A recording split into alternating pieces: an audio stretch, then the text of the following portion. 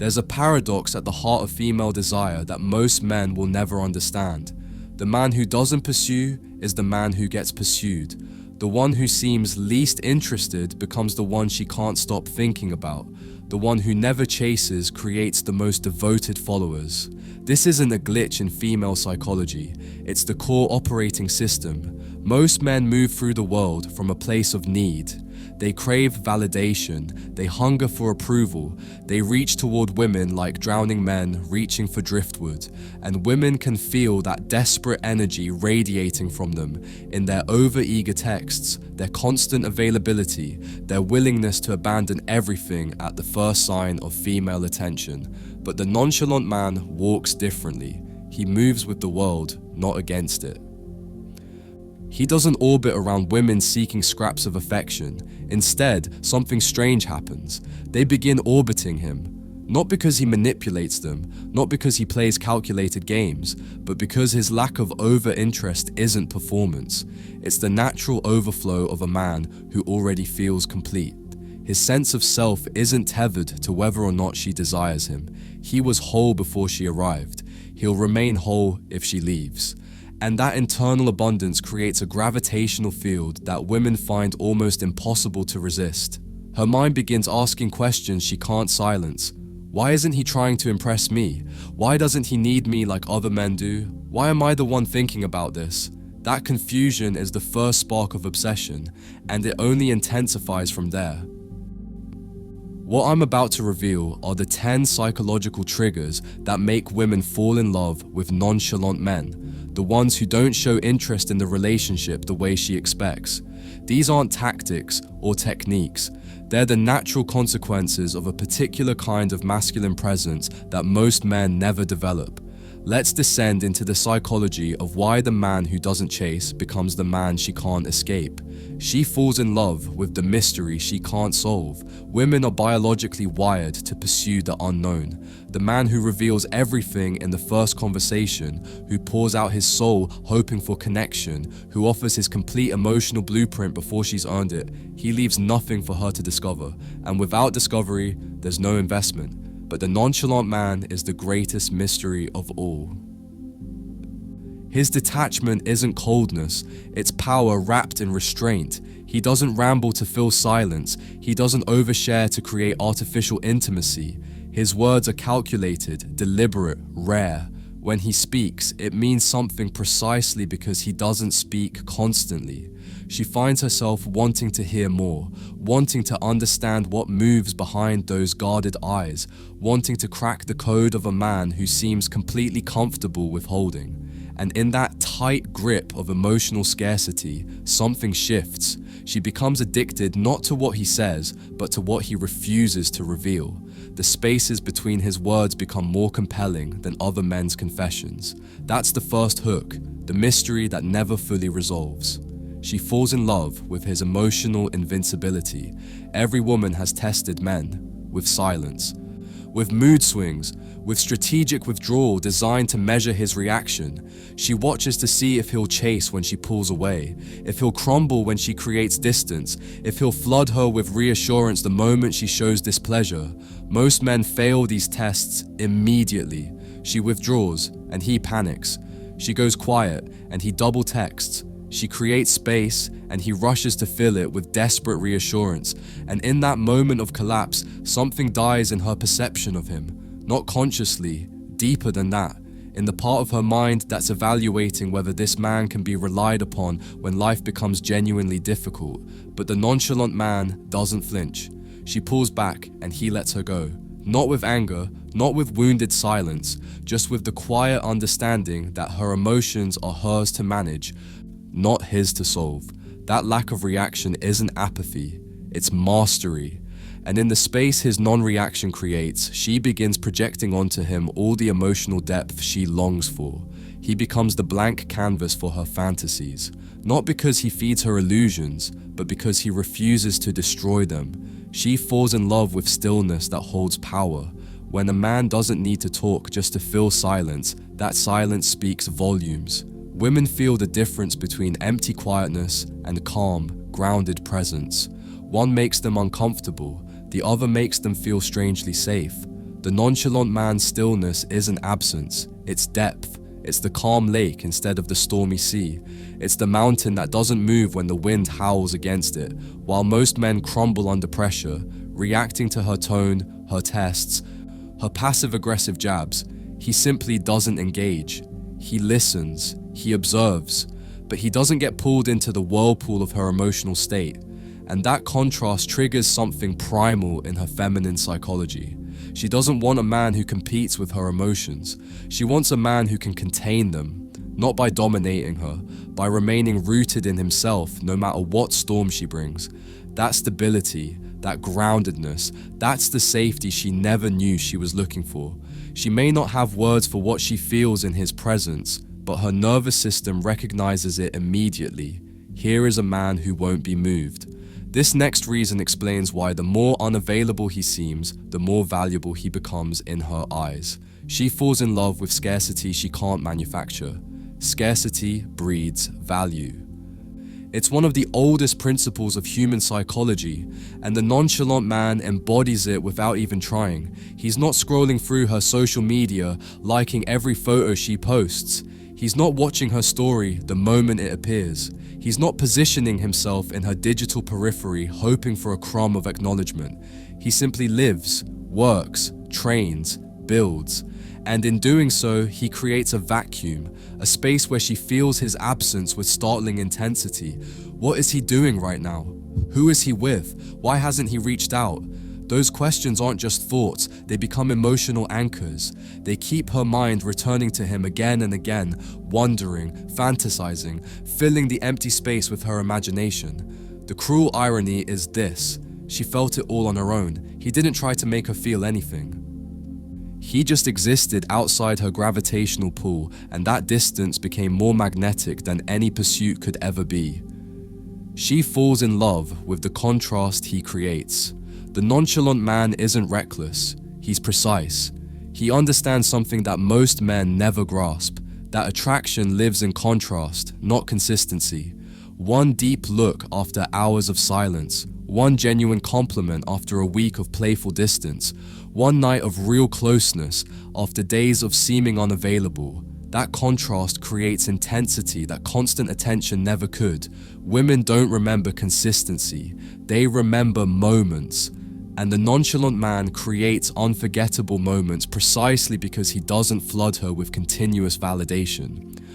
Here's the uncomfortable truth. One moment of warmth from a man who usually holds back hits harder than a lifetime of affection from a man who never stops giving. The first feels like a gift, the second feels like an obligation. He creates emotional peaks precisely because he's comfortable with valleys. And those peaks are what she remembers when she's alone at night, wondering why she can't get him out of her head. She falls in love with the frame he controls. When you're nonchalant, you own the dynamic. You don't get sucked into her world, she gets pulled into yours. Most men make the fatal mistake of entering her reality and trying to please her within it. They orbit around her moods, her preferences, her schedules. They become satellites circling a planet, utterly dependent on her gravity for their trajectory. But the nonchalant man builds his own world, his own purpose, his own gravitational center, and when she enters his reality, she feels the difference immediately. She's not running the show anymore. She's not the prize being competed for. She's actually auditioning for a position in something larger than herself. That shift changes everything. She's tired of being worshipped. She's exhausted by men who treat her like the sun while having no light of their own. What she actually craves is a man who builds something worth orbiting and invites her in only if she proves herself worthy of the invitation. What I'm about to explain is the hidden dynamic that makes her work harder than she's ever worked for any man's attention. She falls in love with earning what can't be bought. The nonchalant man doesn't hand over emotional security like it's worthless. His affection is earned. His time is genuinely valuable. His attention is a privilege, not an automatic gift, and that makes her work harder. She starts dressing with more intention, speaking with more care, trying harder to capture something that other men give away freely, not because he demands it, because she senses the unspoken standard. She realizes he doesn't need her, And that realization triggers the most counterintuitive response. She starts wanting him more. Every man before him was too easy. Every previous attention felt cheap because it was freely given, but his attention carries weight precisely because it's rare.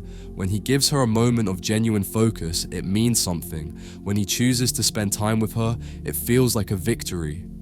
Nothing is more intoxicating to a woman than the attention of a man who doesn't have to give it, the validation from a man with options, who chose her despite those options. That's the validation she actually craves. She falls in love with his unshakable center. She wants a man who's emotionally composed, and the nonchalant man is the definition of composed. His emotional world isn't a stormy sea that tosses with every wave of her mood. It's a calm lake that remains still regardless of what happens on the shore. When she's chaotic, he's grounded. When she's testing him with sarcasm or attitude, he doesn't lose his composure. He just observes. Sometimes he even laughs. That's when she knows she can't manipulate him. She can't shake his foundation. She can't pull him into the dramatic dynamics she's used to creating with other men.